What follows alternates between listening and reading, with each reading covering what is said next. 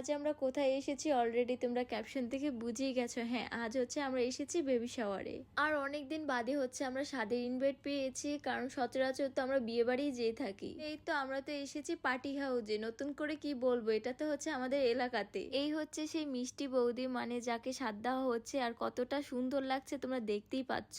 নতুন মাতৃত্ব সুখ কতটা সুন্দর সেটা যারা মা হয়েছে তারা সবাই জানো। বৌদির ভোজনের জন্য তো এখানে ভরপুর আয়োজন করা হয়েছে, আর ছোট্ট ছোট্ট যা নিয়ম রয়েছে তাই পালন করা হচ্ছে। তো নতুন বেবি আসবে সেটা নিয়ে কতটা এক্সাইটেড থাকে সবাই, সেটা সবাই কম বেশি জানো। আমরাও তো অনেক এক্সাইটেড, কারণ আমরা পিসিমণি হব। আর ছেলে বেবি হবে না মেয়ে বেবি হবে সেটা পৃথিবীতে আসলেই আমরা জানতে পারবো।